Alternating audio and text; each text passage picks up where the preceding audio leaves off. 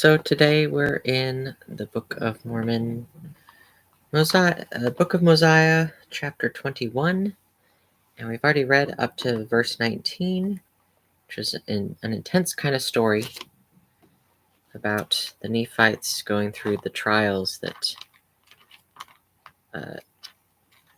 followed their wickedness, but their punishment is almost over. They've been humbled by their experience with persecution, with war. And it kind of reminds me of, yeah. I think we can move past it. Let's just continue with the next part of the story, where things start to turn around a little bit. Enough sorrow has been had here. And he caused that his people should watch the land round about. This is verse 20.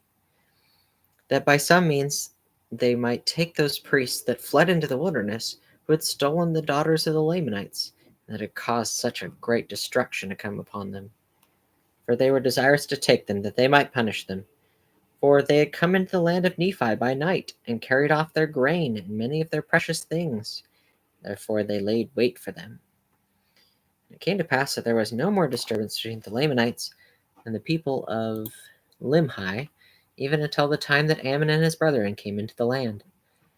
And the king, having been without the guards of the city, without the gates of the city with his guard, so outside the gates of the city, discovered Ammon and his brethren, and supposing them to be priests of Noah, therefore he caused that they should be taken and bound, and cast into prison.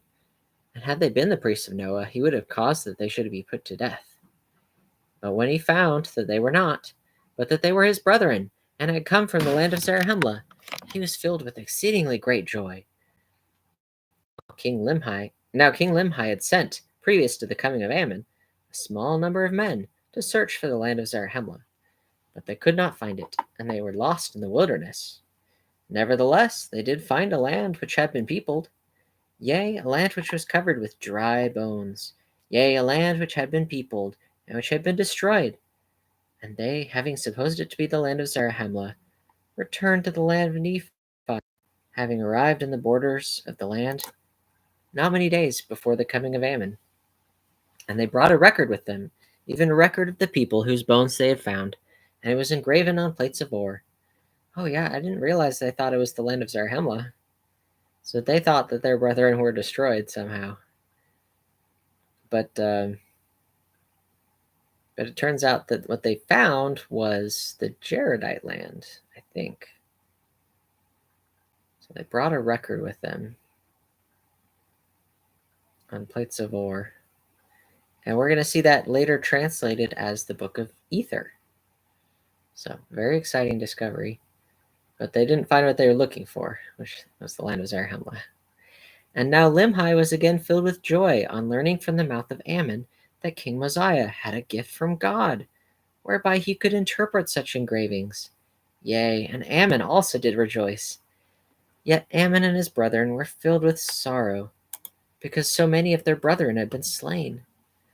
And also that King Noah and his priests had caused the people to commit so many sins and iniquities against God. And they also did mourn for the death of Abinadi, and also for the departure of Alma and the people that went with him, who had formed a church of God, through the strength and power of God, and faith on the words which had been spoken by Abinadi. Yea, they did mourn for their departure, for they knew not whither they had fled. They would have gladly joined with them, for they themselves had entered into a covenant with God to serve him and keep his commandments. And now, since the coming of Ammon, King Limhi had also entered into a covenant with God, and also many of his people, to serve him and keep his commandments. And it came to pass that King Limhi and many of his people were desirous to be baptized, but there was none in the land that had authority from God. And Ammon declined doing this thing, considering himself an unworthy servant. Therefore they did not at that time form themselves into a church, waiting upon the Spirit of the Lord. Now they were desirous to become even as Alma and his brethren who had fled into the wilderness. They were desirous to be baptized as a witness and a testimony that they were willing to serve God with all their hearts. Nevertheless, they did prolong the time, and an account of their baptism should be given hereafter.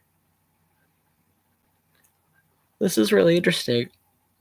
They wish they could be with the people of Alma, sorry, who had authority to baptize, and so he was baptizing because he was a priest. Even though a priest of King Noah, he at least had been given the true priesthood at some point. But King Limhi and his people had no priests left. the righteous priests had been swapped out by King Noah at some point, and I don't know what they were doing. Maybe they were killed or left somehow, but they didn't leave a priesthood behind. And Alma was a priest of King Noah, and he was among the wicked, but he turned to righteousness. The wicked priests had fled into the wilderness and poaching things from people. What kind of beeper here? How do I turn that off?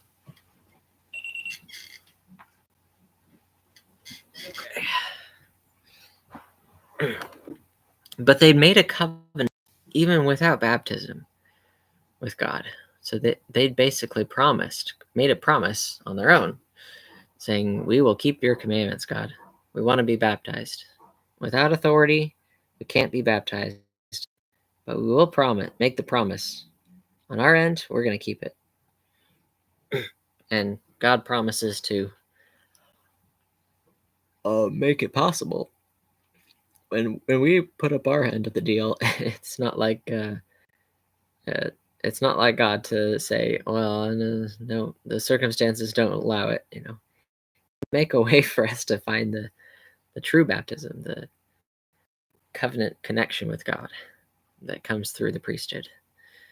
So they're waiting on the Spirit of the Lord, which is something many of us have to do.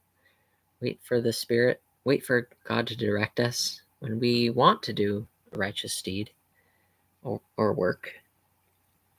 But it's just not time yet. God knows all the timing for things. And if we're patient and persevere in the midst of difficulty, we will be able to find our way back to Him. And so these people had become a righteous people, which is incredible that Abinadi and Alma had such an effect to convert the hearts of not just the people who listened to Alma, but all of the remainder of the people who had gone through these trials first, yes. But at this point, all they want to do is be part of that covenant again, with Limhi's help. And now all the study of Ammon and his people, and King Limhi and his people, was to deliver themselves out of the hands of the Lamanites and from bondage. And if they can just get out of bondage, they can go join with the people of Mosiah, because Ammon knows the way back. And that's where they'll find fulfillment of their spiritual quest after their physical quest is over. Okay, that was an incredible chapter. And I'm glad we could do it in 2 parts, and I'm glad we could complete it today.